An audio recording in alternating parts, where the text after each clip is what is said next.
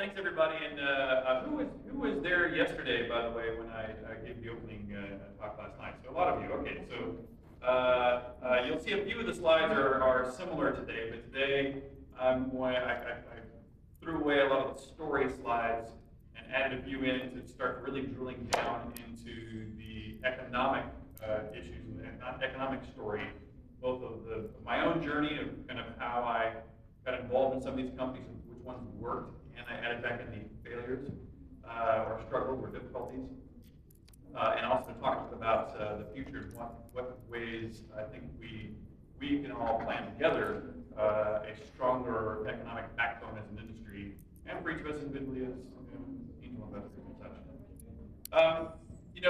Going back, I go back to the Apollo era, where my father actually was hired as an astronaut during the Apollo era, and that definitely inspired a lot of us that have gray hair in the room. Was being inspired by or participating in some cases in the early or that first era of the space industry.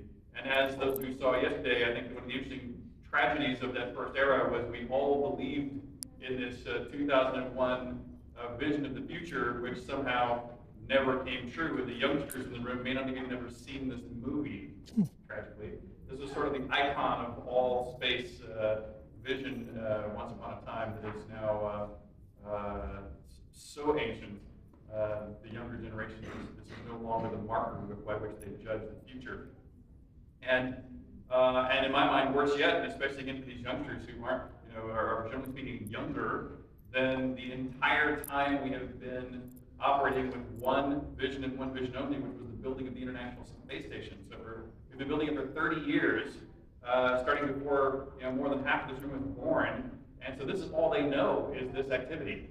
And as you heard me say yesterday, I'm actually somewhat critical of the economic case for the space station in low Earth orbit for humanity, much less as investors, of course, which was not its original purpose. But you also heard me use a term called Orphans of Apollo, based upon this documentary about people of my generation who had that Stanley Kubrick version of a future that we anticipated that we would have been orphaned from. And what I find interesting about that is that there were a great many of those people who were inspired by Apollo to go into STEM activities. A lot of them, I actually personally think you can look at the global tech boom that happened right after Apollo as one of the significant outcomes of having such an inspirational era. And what's also interesting about a lot of those tech leaders is a shockingly large number of them have turned around and come back to space. And of course, I think Elon Musk is a perfect example of that. I think Jeff Bezos is a great example of that. John Carmack, a good friend of mine, also in the gaming industry for Armadillo Aerospace, was a good example of that. But what I found interesting is that even if you go back now to the traditional companies, the Boeings and United Launch Alliance folks, a lot of those now are captained by people similar to me, offsprings of astronauts, are often the people who come to now be at the reins. And so we've had a generational handoff to this new group, which I now think has taken up the challenge to manifest that destiny that we felt we were sort of robbed of over this last 30 years. And at least for me individually, I can absolutely say that, and from the gaming standpoint, I've built and sold 2 companies. I'm building my 3rd company. I could, if people are interested in, I could, in the Q&A section, go into more of the gaming stuff and the ups and downs I've had in that as an entrepreneur. There are some universal entrepreneurial lessons, whether it's space or otherwise, that are ubiquitous. Things like making sure you have a good management team, making sure you have a very clear, articulable vision, making sure you understand the market in which you're selling. I've had both rousing successes and glorious failures in the games industry that those lessons apply to space. But in space and exploration, I've now I helped start the X Prize Space Ventures, your G Corp, down underwater, something called Deep Ocean Expeditions. And I've just, as an investor, I've put money into XCOR and SpaceX, so, and actually others too, Planetary Power, Planetary Resources, and others more recently. And I think one of the reasons that I stuck with it more than most is just because having grown up in an astronaut family, you just sort of believe that it's, you know, not only the manifest destiny of humanity, but you see your place in it, I think, a little stronger than others might. And interestingly, it was one of the NASA doctors telling me that I was not eligible to be a NASA astronaut because I had bad eyesight is really what drove me to say, well, if you're telling me I can't go with NASA, I'm going to have to go without NASA. And that's really what set me off on deciding that I had to create a space agency. And of course, at the age of 13, when I was told this, it doesn't seem like it's going to be that hard, but it also, you don't really do much about it at the age of 13.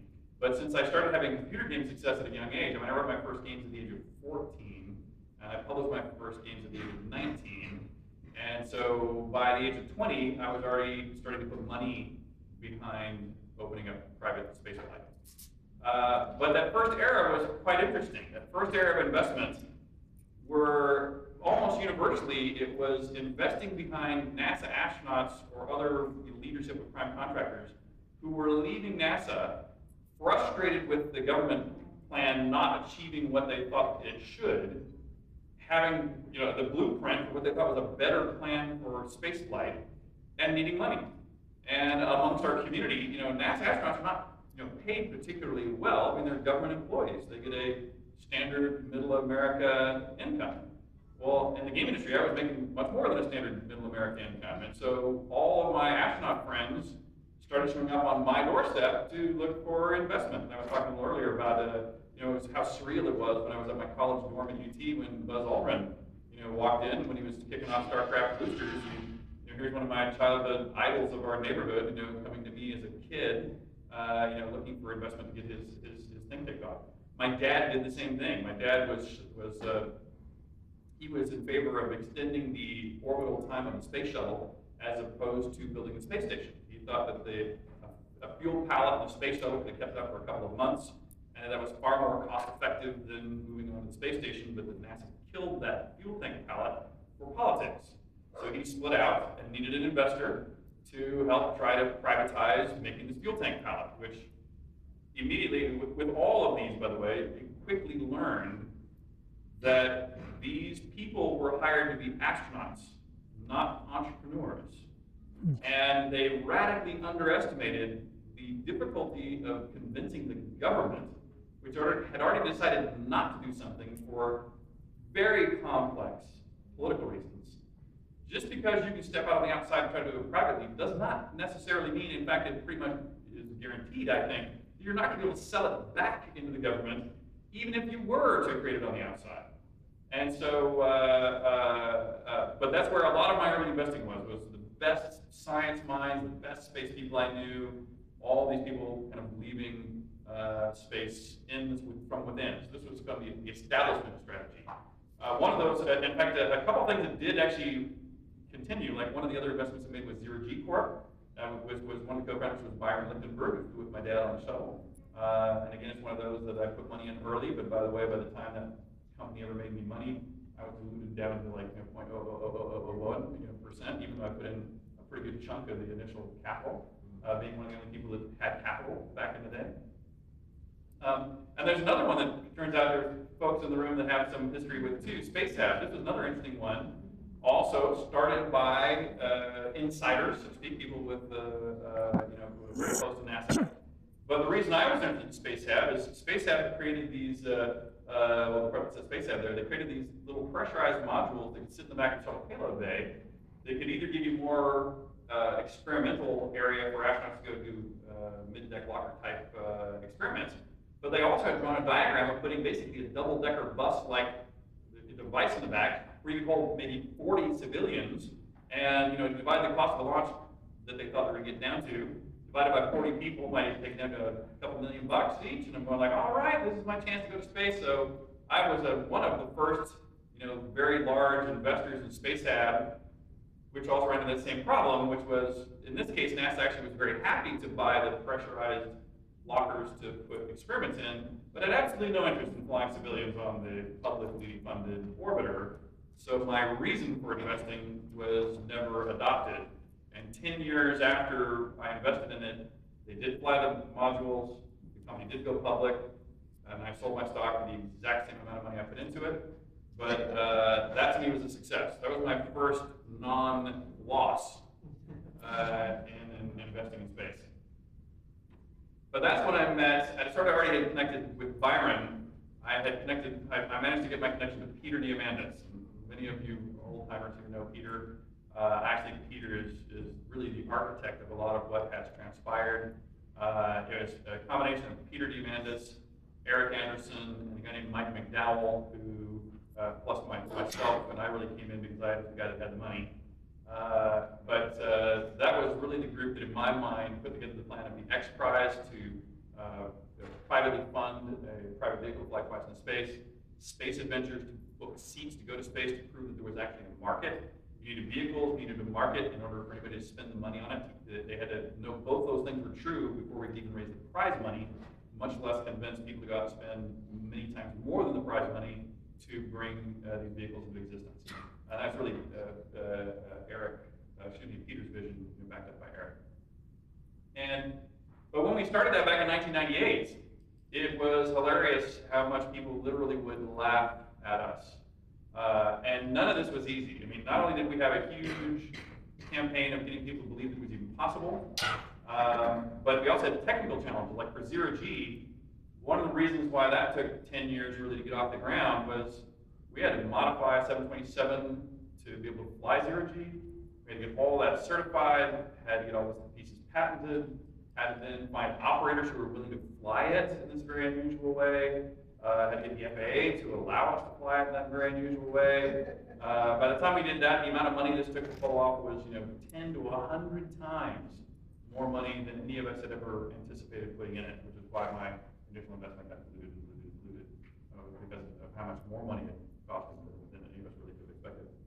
But in the end, that all worked, and in October 2008, I did get the chance to become the 483rd person to leave the Earth. And as I mentioned yesterday, I was doing true research. I was really trying to find a way to both offset the terrible ticket price I paid to get there, as well as hopefully find things that would generate enough business in space to allow me to pay for my own future flights and start companies that would exploit the new economics of space as they're coming into existence. And I still think that one of the, if you're talking about low Earth orbit, as I mentioned yesterday, the primary value of low Earth orbit is the lack of gravity, or being at least in microgravity. And there's other values when you go into asteroids and other things, but in orbit, that really is the number one